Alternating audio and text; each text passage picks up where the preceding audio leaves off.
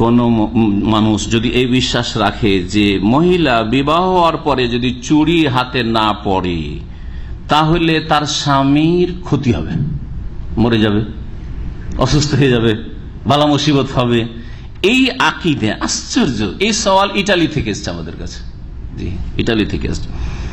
এর উত্তর, কোরআনে হাদিসে কোনো কিছুকে হালাল হারাম, এটাতে ক্ষতি এটাতে লাভ, দলিল বিহীন বলবেন না দলিল সহ বলবেন?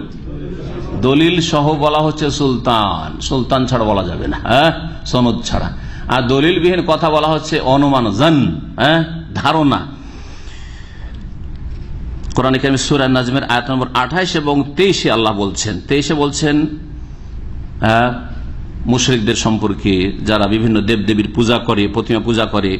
আল্লাহ বলছেন যে এসব নাম তাদের কল্পিত, মা আনজালাল্লাহু বিহা মিন সুলতান ইন ইয়াত্তাবিউনা ইল্লা যান, এরা অনুমানের অনুসারী, ওমা তাহওয়াল আনফুস, তাদের মন কুপ্রবৃত্তি যা চাই মনের খেয়াল খুশির অনুসরণ করে।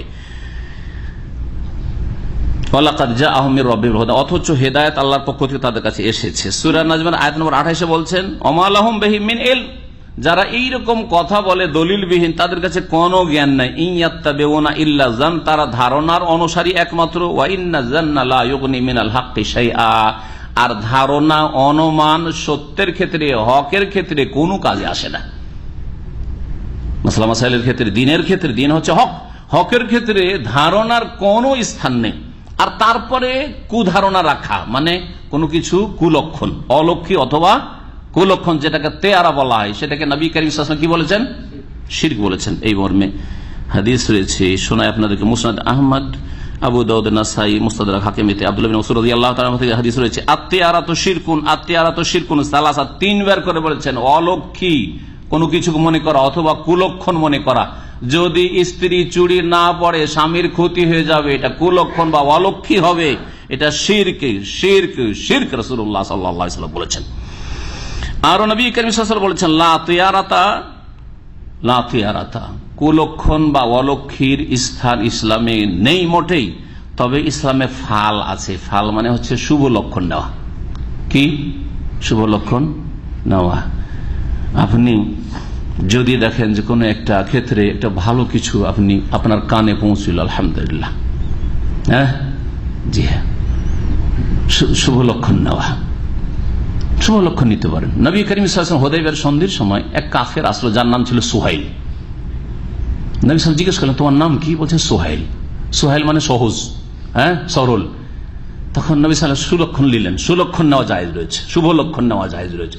সাহুল আল আমরু, হুদায়বিয়ার সন্ধির বিষয়টি সহজ হয়ে গেছে।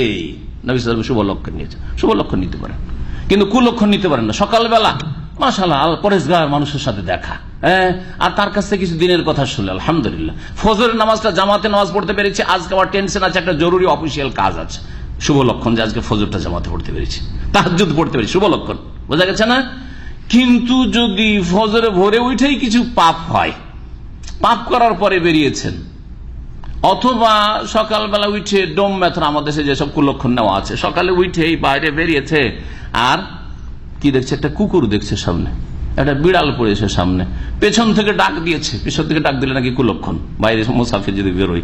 পেঁচার ডাক শুনেছে রাতে, আরে কোন যে বিপদবালা মুসিবত আসে, এগুলি হারাম, শিরক, এগুলি হচ্ছে শিরক।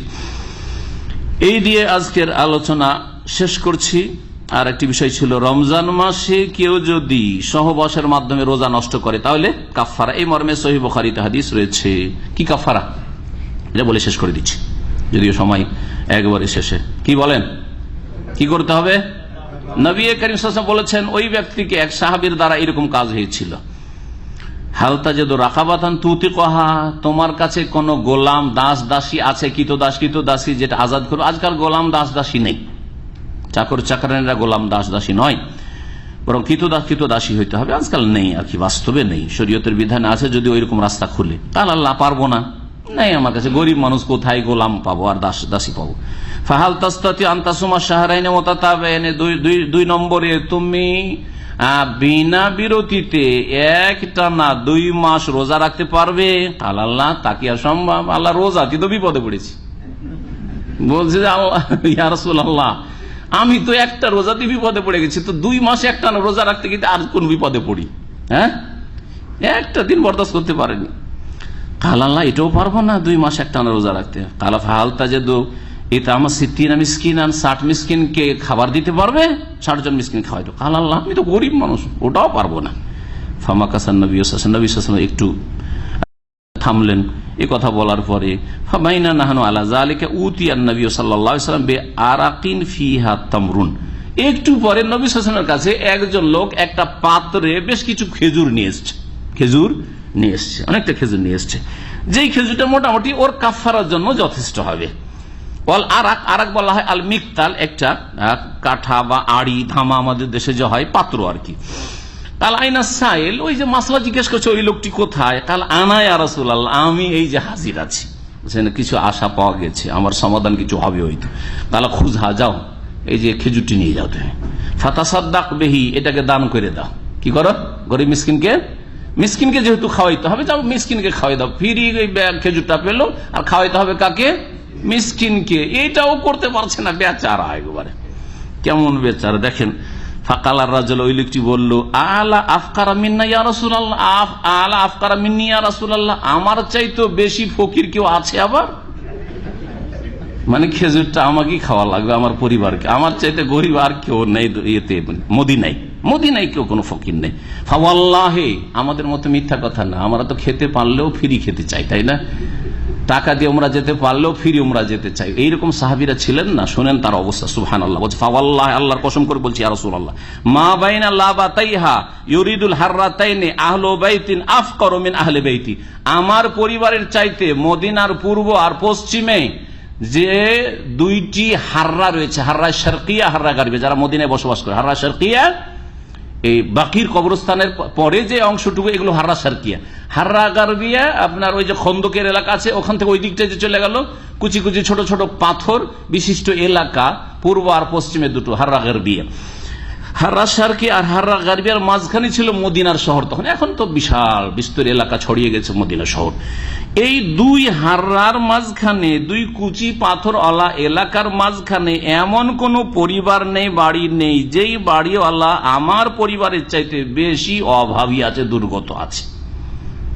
নবী সাল্লাল্লাহু আলাইহি ওয়াসাল্লাম এই কথা শুনে হেসে দিলেন। আরে ফাযাহিকান নবী সাল্লাল্লাহু আলাইহি ওয়াসাল্লাম হাত্তা বাদাত আনিয়াবহু, এমন হাসলেন যে নবী সাল্লাল্লাহু আলাইহি ওয়াসাল্লাম দাঁতে মোবারক ভিতরে দেখা গেল।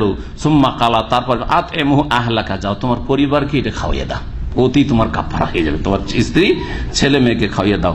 এখানে আজকের আলোচনা শেষ করছি। সাল্লাল্লাহু আলাইহি নবিয়ানা মুহাম্মদ ওয়া আলা আলিহি ওয়া সাহবিহি আজমাইন। সুবহান রাব্বিকা রাব্বিল ইজ্জাতি আম্মা ইয়াসিফুন ওয়া সালামুন আলাল মুরসালিন ওয়ালহামদুলিল্লাহি রাব্বিল আলামিন।